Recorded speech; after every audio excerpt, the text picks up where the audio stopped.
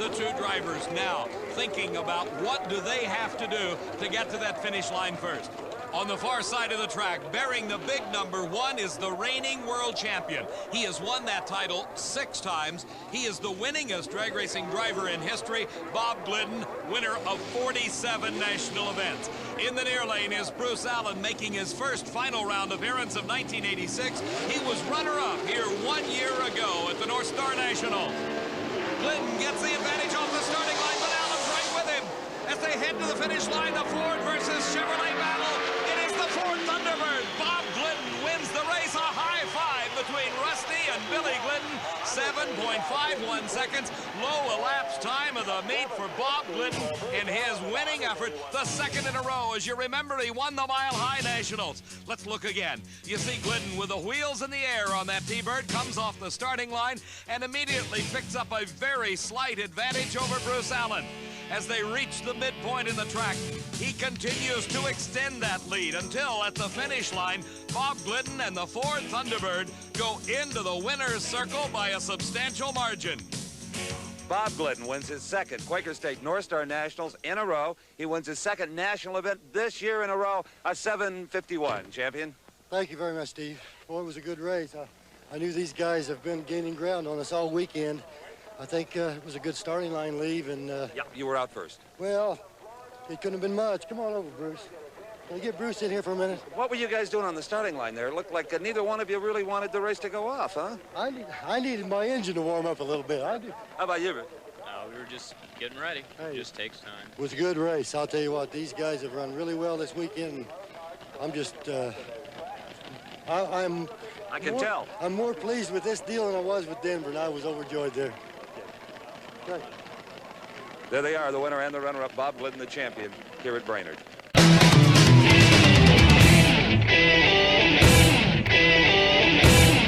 While the Oldsmobile Forenza may be slightly smaller in size than Bob Glidden's Ford T-Bird, that smooth aerodynamic style of the T-Bird is proven to be a very fast car indeed. He set the national record, both elapsed time and speed, back at the Summer Nationals a couple of weeks ago, and Bob Glidden has got to be considered the favorite in this race. He has had low ET of every round.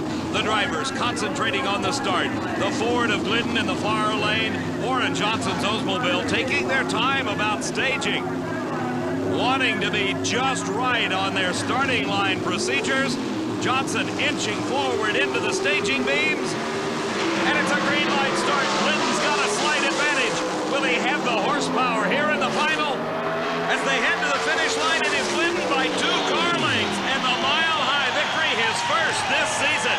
Billy and Rusty Glidden, a crew along with wife Etta, just overjoyed at Bob Glidden's first win of this season. In slow motion replay, you can just see how this Ford dominated the action. From the start to the finish, the T-Bird of Bob Glidden, the world champion, pulled ahead of Warren Johnson, and he stayed there wire to wire.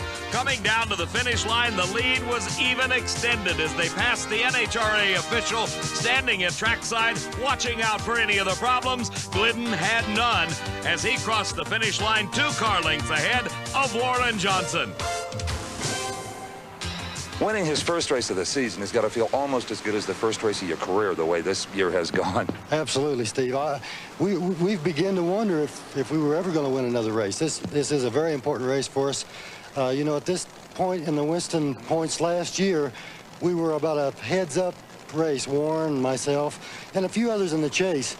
I think we finished up winning by 22 or 300 points. So the Winston points certainly isn't out of the picture for us right now. You leave here with a track record of 784, the quickest anybody's ever run in this kind of altitude. We feel really well and really good about the way the cars run. I think we came to this race prepared to do what we did. After the crash in Atlanta, you needed this. The whole team needed this to know you were still capable. Yes, we did. It's been a long, long climb for us. I'm telling you, I'm really happy. I can tell. Pro Stock champion, the Mile High Nationals, Bob Glidden. Steve, I can tell that Bob Glidden's happy, raising his hands, giving himself a round of applause, and now shaking hands with the turnaround workers. Bob Glidden, the Pro Stock champion at the Mile High National.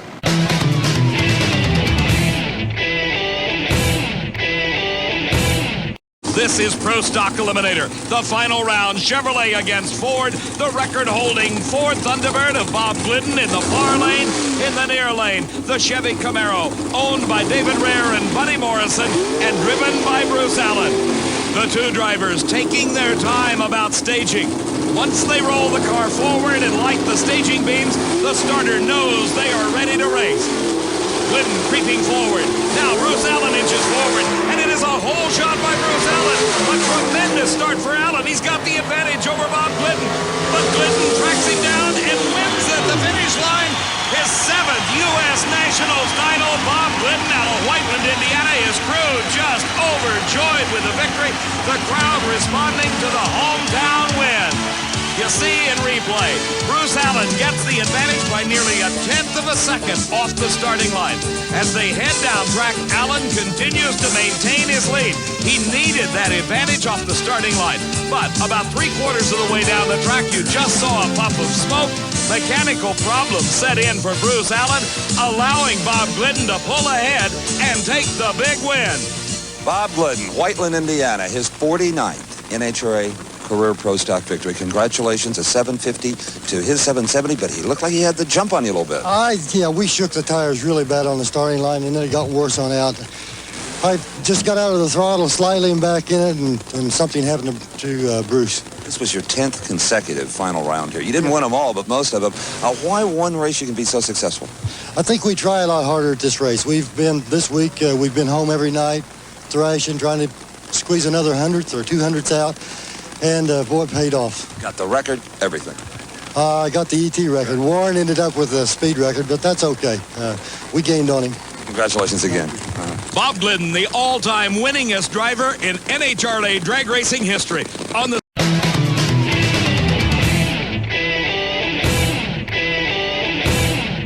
For the first time ever in the factory hot rod category, we have got 2 team cars. A pair of Oldsmobile Forenzas in the far lane. Don Kuntz at the wheel of the Kuntz and Clark car. Warren Johnson in the near lane. Both of them using 500 cubic inch Oldsmobile engines. And Don Kuntz has the advantage off the starting line. But it quickly is disappearing as Warren Johnson catches him and passes him right at the finish line. Johnson, 7.55 seconds. His speed over 184 miles an hour. And Oldsmobile couldn't lose in this final. WJ, your Pro Stock champion. At the start, you'll see again the advantage built up by Don Kuntz. By the time they pass the Christmas tree, Kuntz has got a couple of feet head start over Warren Johnson.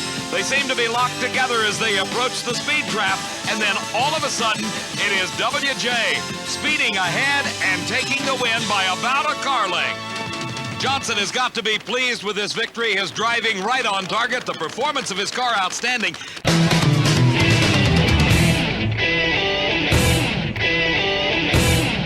Here are some very sophisticated race cars in the lengthening shadows at Maple Grove Raceway. Bruce Allen in the far lane. The surprising Don Beverly in the near lane. Our Pro Stock final. Pontiac versus Chevrolet. The 2 cars finally staged, and it's an advantage to Allen. But Don Beverly isn't giving any quarter. Beverly charges on in the near lane. It's an upset. Don Beverly wins the race. His elapsed time, 7.54 seconds. The crew overjoyed. Bruce Allen was close at a 7.57 seconds. 0.03 of a second at the finish line at the start. Bruce Allen had a 0.02 of a second advantage as he left the starting line ahead of Don Beverly. But that very sophisticated Pontiac Firebird of Beverly pulled ahead right at the end of the quarter-mile race course, and by a matter of inches, won the race. Don Beverly, the first time ever a Pro Stock championship in his garage. Don Beverly, this has got to be one of the biggest upsets in Pro Stock in many, many years. A fine drive, a 754 beat a 757. It's got to feel wonderful. Well, it was a good run. Bruce does a great job. He's a good guy to race. True champion. The Rhea Morrison team's great. You know, Bruce told me, he said Beverly's a real calm guy. You're incredibly calm for what you've accomplished today. Well, I tell you, it's maybe I haven't thought about it enough yet, but it's maybe it'll get to me in a little bit. But it was a lot of fun, and for my team, Randy Smith and Cliff Hughes and Boney and Mike and everybody, it's a real. We went this race last year, which we just got started, and it's to go this far, it's really great. So this is really the anniversary of your first year in pro stock, and what a way to celebrate it. I appreciate that a whole bunch. What a job this fellow did.